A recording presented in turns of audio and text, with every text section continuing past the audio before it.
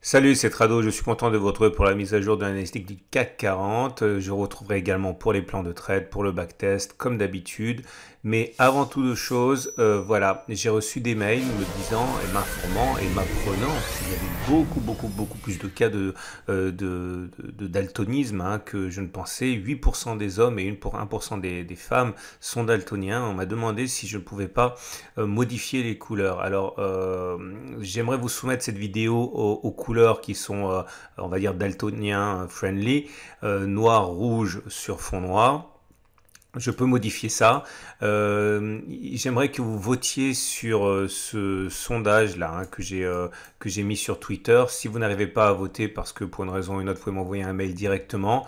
Mais il faut le faire parce que cette vidéo, c'est pour vous que je la fais. Il ne faut pas que vous soyez mal à l'aise avec ça.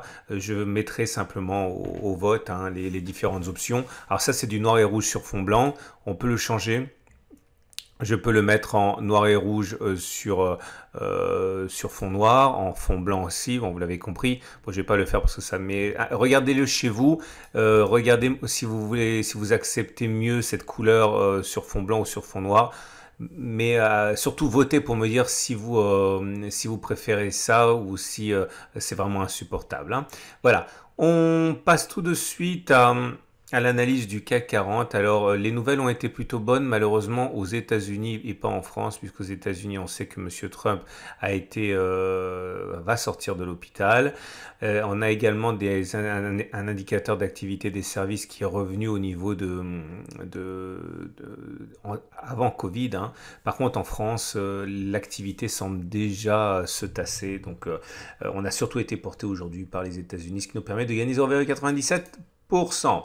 Alors, voilà où nous en sommes sur le graphe. Comme vous le savez, hein, je privilégie toujours a priori l'évolution dans ce grand trading range, hein. Pour l'instant, le rebond qui s'est manifesté sur les plus bas du 25 septembre corrobore cette idée.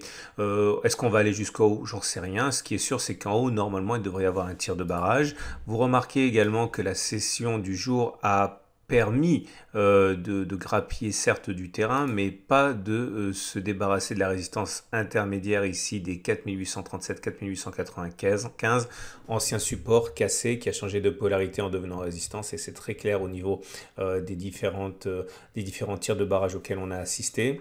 Il est également intéressant d'utiliser les bandes de Fibonacci pour voir, enfin les retracements de Fibonacci pour constater quelque chose qui nous tenait à cœur en fait depuis pas mal de séances, c'était le passage des 38,2% de Fibonacci. Attendez, mais moi il faut que j'habitue mon œil. Je vais mettre plutôt du blanc ici, ça sera plus clair. Voilà. Et nous savons que les 38,2% de Fibonacci avaient posé problème, hein. Vous voyez, entre les plus hauts et les plus bas de la baisse, on avait retracé d'abord dans un premier temps les 32,2% qui avaient fait barrage moult fois, et finalement ce niveau a été cassé sur la séance d'aujourd'hui, ce qui est assez intéressant parce que ça ouvre la voie donc aux 50%. Alors ça ne veut pas dire qu'on va aller chercher 50%, mais généralement ceux qui tradent avec les Fibonacci, une fois que c'est fait, ne bougent plus avant le niveau des 50% de Fibonacci où ils déclenchent éventuellement leur tir de barrage, hein. Donc ça ne monte pas par magie, c'est simplement que le gros de la résistance maintenant va se faire sur le niveau 50% de Fibonacci. Ça veut dire aller chercher les 4898 pour ne pas dire 4900. À noter que, et c'est intéressant, hein, il y a peut-être la formation naissante, hein, d'un biseau ascendant. Les biseaux ascendants se cassent plus souvent par le bas qu'ils ne se cassent par le haut. Vous le savez, en fait, c'est l'inverse de ce qui s'est passé ici et qu'on avait suivi en son temps. On avait eu, souvenez-vous, hein, un biseau ascendant. Les biseaux ascendants se cassent plus souvent par le bas que par le haut, c'est l'inverse. Non, je raconte n'importe quoi. C'est un biseau, comme le biseau précédent, c'est un biseau ascendant qui se casse plus souvent par le bas que par le haut. Donc, aucune garantie, hein, que cela se manifeste ainsi, mais il est quand même à suivre ce potentiel biseau ascendant qui pourrait d'ailleurs se conjuguer avec un scénario en drapeau, hein, c'est-à-dire voilà le mât et voilà le bâton, enfin le biseau, tout en sachant quand même que quand on casse les flags par le bas, l'objectif est rarement rallié, du moins pas aussi souvent rallié que l'objectif quand c'est un drapeau haussier. L'objectif, on verra, parce que là on tire vraiment des plans sur la comète, mais ça serait de faire ça et d'aller chercher les 4450. On n'y est pas du tout. Alors, On regarde les champs d'œil japonais. Alors, je suis super content quand même que tout le foin que j'ai fait autour du champ d'œil japonais de vendredi ait été suivi d'effets, hein, et que nous ayons bien eu une hausse comme le backtest l'incitait. C'était une configuration en meeting lines, on en avait parlé, et effectivement il y a une hausse violente derrière conformément au backtest qu'on avait envisagé. Alors du coup maintenant sur le plan chartiste, regardez ça, on vient d'ouvrir un gap. Alors c'est bien parce que ce gap sur une hausse est normalement un signal de force. À relativiser quand même, on le verra un petit peu plus tard, mais parce qu'on n'a pas de volume. Ok, et c'est toujours décontenançant d'avoir un signal de force avec 1% de progression avec des volumes décroissants. Ça incite à la prudence quand même, on y reviendra plus tard. Pour l'instant surtout, et ça va faire l'objet du backtest du jour, on va regarder ce qui se passe quand on a ce genre de gap. Alors ce gap n'est pas véritablement un gap de continuation. Un gap de continuation, ça ressemble à ça. Vous avez une hausse, vous avez un gap, vous avez une hausse. Ok. Ici, ce qu'on a, c'est pas ça. C'est un gap qui est apparu après un retracement. Donc, on a progressé, on a retracé et on est sorti du retracement en quelque sorte avec un gap. Alors, le backtest que je vais réaliser pour vous ici est le suivant. Je vais faire le pari que lorsqu'on a ce genre de configuration, okay, c'est-à-dire une hausse, une baisse et puis un gap qui nous amène à sortir du retracement, eh bien, je fais le pari que dans cette configuration, eh bien, on va parcourir la distance de la dernière bougie au-dessus du gap avant que de combler le gap. Voilà, clairement, voilà la hauteur de la dernière bougie avant le gap.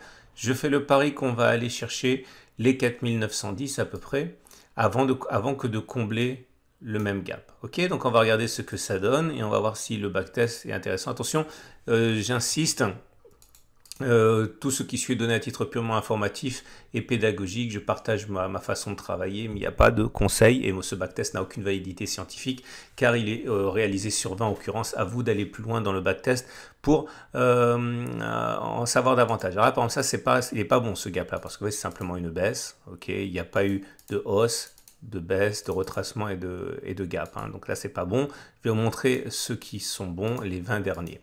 C'est parti. Voilà, celui-là, il est bon, vous voyez. On a eu une hausse, on a eu une baisse, un retracement qui nous a amené à visiter les 50%, mais ce n'est pas important. Et puis derrière, il y a eu un gap. Est-ce qu'on a parcouru la même distance, okay, qu'il y a eu sur la dernière bougie au-delà du gap? Oui, facilement. Okay, donc c'est un succès. On continue. Celui-là, c'est un autre succès aussi, vous voyez. Une hausse, un retracement et derrière on a parcouru au moins la même distance.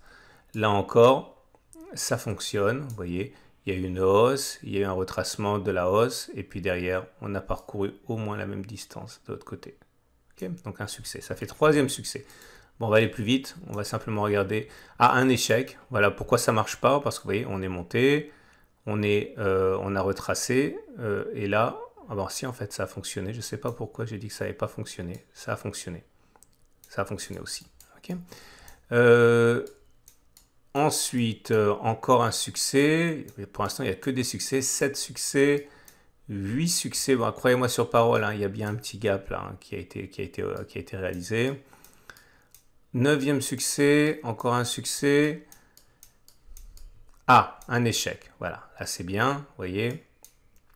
On a progressé ici, on a retracé et derrière la distance correspondant à cette bougie n'a pas été reportée de l'autre côté avant d'être comblée. Donc ça c'est un échec. Ok, je fais n'importe quoi, j'ai du mal aussi à m'habituer à tout ça. Donc voilà, 2 échecs consécutifs, une hausse, une baisse, un retracement, un gap, on l'a comblé ici, un deuxième échec ici, un succès. Encore un succès, un succès, un échec, 2 succès consécutifs, un échec, un succès. Et on arrive donc, je pense que j'ai rien oublié, non c'est bon. On arrive donc à 20 occurrences avec 14 succès et 6 échecs, autrement dit un taux de réussite de 70%. Est-ce que ça veut dire qu'il aurait fallu en clôture de la séance de lundi acheter aveuglément pour parier sur le fait que l'on progresserait et que l'on irait chercher le niveau qu'on a mentionné tout à l'heure, à savoir, je retiens mon souffle, les 4928? Non, bien sûr que non, parce qu'il faut encore savoir à quel moment vous entrez, à quel moment vous sortez, à quel moment vous prenez vos pertes, à quel moment vous prenez votre profit, votre stop loss, etc. Tout ce qu'on sait, c'est que statistiquement, en termes d'analyse technique, dans ce genre de conditions, on devrait normalement aller plus haut avant de combler le gap. Mais j'insiste, tout ça n'a aucune validité scientifique, c'est donné à titre de partage. En tout cas, les éléments techniques sont les suivants. La moyenne mobile à 20 jours, la moyenne mobile à 7 jours, le super trend, non j'en veux pas, je veux le SAR, je convoque la moyenne mobile à 50, on va mettre là-dessus la moyenne mobile à 200 et les bandes de Bollinger. Pour faire une synthèse, ça donne quoi? La tendance de fond, elle est toujours baissière puisqu'on est en dessous de la M50 qui descend. La tendance générale est toujours baissière parce qu'on est en dessous de la M20 qui descend. Attention, la tendance de court terme est haussière puisqu'on est au-dessus de la moyenne mobile à 7 jours qui monte. Vous voyez, et on a backtesté ça. Normalement, on doit casser le SAR. On a backtesté ça la semaine dernière. Je mets la M200 parce qu'elle est très très suivie des trend followers. Et si on passe au-dessus de la M20, de la M200, ça sera un signe intéressant. Les bandes de Bollinger se mettent en situation de parallèle baissière. D'ailleurs, je vais enlever les éléments graphiques et vous allez voir que si on regarde uniquement les éléments techniques, c'est quand même bien pourri. Mais vous le savez, moi je privilégie les éléments chartis sur les éléments techniques. D'ailleurs, c'est pour ça qu'un exemple, c'est le rebond qu'il y a eu là, vous voyez. Bref, voilà où on en est. Les autres éléments techniques, ce sont les suivants. Pas grand chose à dire, mais ça s'améliore. Alors pourquoi ça s'améliore? Tout simplement parce que la contagion commence à avoir lieu. C'est-à-dire qu'on avait déjà des éléments techniques qui avaient été donnés par le stochastique ici, par le CCI là, par le MACD0 par là, et on avait dit que les indicateurs techniques rapides ne s'étaient pas encore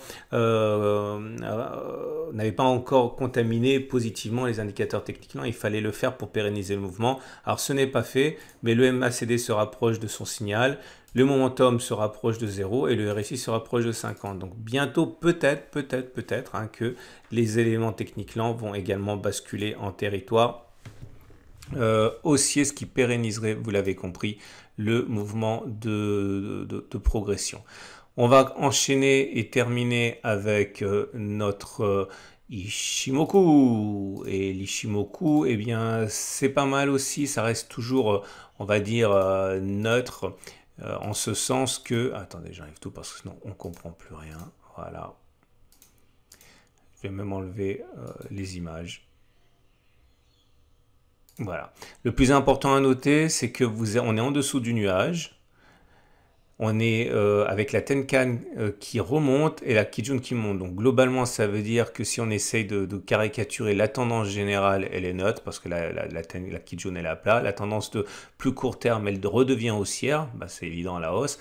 La tendance de fond, elle est neutre parce qu'on est certes en dessous du nuage avec un nuage descendant, mais la lagging span ne confirme pas. La lagging span est toujours dans le nuage. Et il faudrait que les cours soient en dessous du nuage. Avec la lagging span en dehors du nuage et en dehors du trading range, à mon avis, pour basculer en tendance baissière. Donc globalement, je dis que c'est neutre. Attention, risque de secousse sur les 4920, je l'ai déjà dit, parce que le niveau de twist ici est un niveau qui fonctionne bien généralement pour les supports et les résistances. On va donc passer au trade possible. Alors, si vous êtes un haussier, alors, vous pouvez par exemple trader ce qu'on a backtesté. Bon, le problème, c'est qu'il y a un problème de ratio gain-risque, parce que si vous voulez trader un ralliement vous l'avez compris, des 4914, vous voyez bien que si vous mettez un stop loss en dessous du gap, vous avez un stop à 1,14% et un objectif à 0,69, ça fonctionne pas. Il faudrait donc attendre que ça retrace un petit peu pour avoir un ratio gain-risque supérieur à 1. C'est pas obligatoire d'avoir un ratio supérieur à 1, mais c'est toujours, voilà, c'est bien de partir de cette règle de base, même si, encore une fois, vous avez compris, quand on a raison 70% des cas, on n'a pas besoin d'avoir un ratio gain-risque de 1 pour 1 pour gagner de l'argent sur le long terme. Si vous avez un biais qui est baissier, vous pouvez par exemple trader la conjonction biseau ascendant à implication baissière et Fibonacci. Alors, on a déjà parlé, hein. L'idée, c'est que si vous mettez les choses comme ça, vous avez un stop, par exemple, à 1,3%, 1,2, 1,3%, avec un objectif, un retour sur le support. Voilà, ça fait 1,8%. Vous avez votre ratio gain-risque super 1, ça fonctionne, hein. Quant à moi, vous le savez, je suis déjà rentré. Alors, on va me poser la... Ah, mince, j'ai fait n'importe quoi. On va encore me poser la question parce que c'est vrai que ça perturbe. C'est une pratique qui est assez courante de remonter son stop sur break-even, c'est-à-dire sur le point d'entrée pour être sûr de rien perdre. Vous savez que moi, je suis rentré... Bon, si vous découvrez mon travail, vous ne le savez pas, mais ceux qui sont là depuis quelques temps savent que je suis rentré précisément ici. Donc pour la première fois, j'ai envie de dire quasiment, non c'est pas vrai, j'allais dire une bêtise, mais ma position redevient positive, hein. Il y a une pratique courante, hein, de remonter son stop loss, de prendre des profits partiels et de remonter son stop loss sur son point d'entrée. Moi, je fais pas ça, ok? Je fais pas ça, j'ai déjà expliqué pourquoi. C'est parce que je sais que je risque de tout perdre, mais d'une part, je m'en fiche parce que j'investis jamais plus que 0,5% de mon capital par trade. Et ensuite, parce que si je change d'avis en cours de route, je ne suis pas capable de suivre les backtests, hein, donc j'ai backtesté, je sais ce que j'ai fait. J'accepte l'idée que ce trade gagnant devienne perdant, hein. Sinon, je peux pas bosser si je ne respecte pas mes plans de trade en termes de backtest, hein. Voilà, c'est une excellente journée. Je vous invite à voter, s'il vous plaît, pour le sondage, parce que sinon, après, vous risquez d'être déçu qu'on ait un mauvais set de couleurs. Et voilà, c'est plus facile de se manifester maintenant qu'après quand il sera trop tard, hein. Voilà, n'oubliez pas de regarder à la fin de la vidéo l'analyse technique de moyen terme et l'analyse technique de l'or qui a extrêmement baissé et qui pourrait vous donner des opportunités d'entrée si vous avez loupé la précédente hausse de 150% sur l'argent, par exemple. À tout de suite.